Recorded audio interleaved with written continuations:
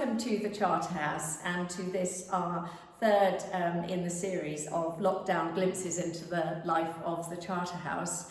It's Sunday afternoon and I am going to be looking around the chapel today. And I thought it was appropriate to start here with the 3 candles burning in memory of the 3 residents of the Charterhouse who very sadly lost their lives through COVID-related illnesses. This has been an extraordinary time for the charity, a charity which has faced many unprecedented times in the past, but it has been difficult for all of us on a personal level, and for the charity which has lost a lot of income in many ways, especially through loss of private event hire, and having to close the doors and not let the public into our museum and for our tours.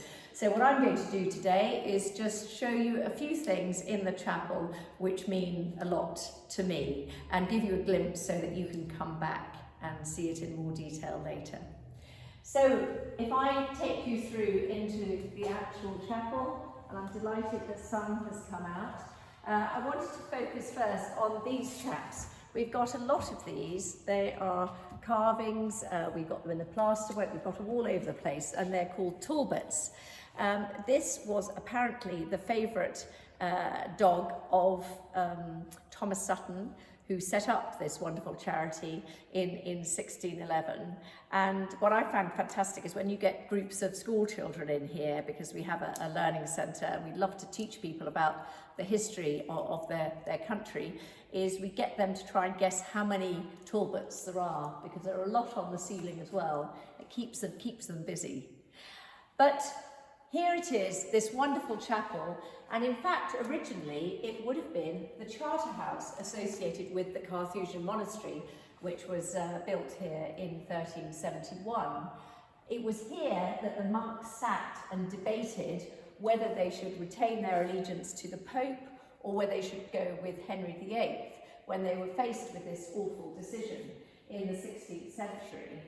And it was here that the prior John Houghton agreed with his monks that yes, they would stay with the Pope, with the awful consequences of being hung, drawn and quartered and having his shoulder, in fact, nailed to the entrance to the Charterhouse as a warning to others.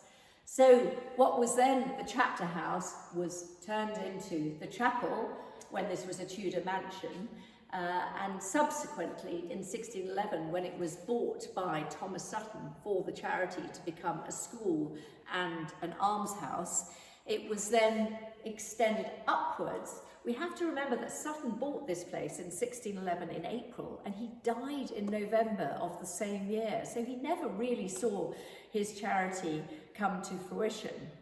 But in his memory, as he had done such a great deed and started what was in effect the first Protestant charity in England, this extraordinary tomb was created, which required the ceilings to be raised, in his memory. And you won't be able to see it on the video, but I can really highly recommend a visit here when we are open to see this extraordinary stonework done by someone called Nicholas Stone, showing in the central panel some of the very earliest 3-dimensional stone carving and wonderful symbolism, the bubbles, the cherub, the death on the other side. Really an extraordinary piece there. And there is so much to show you, frankly, in this chapel. If you came here, one of the brothers will give you a proper tour. This is only a glimpse into what you can see when you come.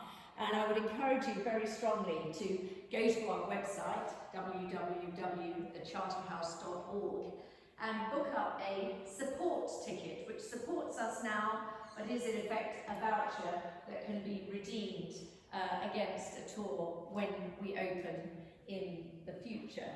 And let's hope that won't be too long. The chapel will be able to be used by the brothers from next weekend, so we are making progress. And before I leave you, I just wanted to show you one more thing, and I'm sure my trusty helper will assist in this, and that is a plaque. We have many plaques here, but this is one of my favourites, which is a plaque to one of the preachers. It is a man, Henry Vincent Lebas, born 1828, who was preacher to the hospital from 1871 to 1910. A long time indeed. And what I love about it is the same Lebas was here as a student. He was at Charterhouse School. And why do we know that? Because on one of the benches here, he has carved his name in very childish handwriting, Lebas. So I rather love the idea that he was a naughty schoolboy and then returned to be the preacher here. But times they are changing, and I'm delighted that we have just appointed the first female preacher of the Charterhouse, Reverend Canon Anne Clark, who will be joining us in September to support the brothers, to support the charity. So thank you so much for your time, and do come again and visit us. Thank you.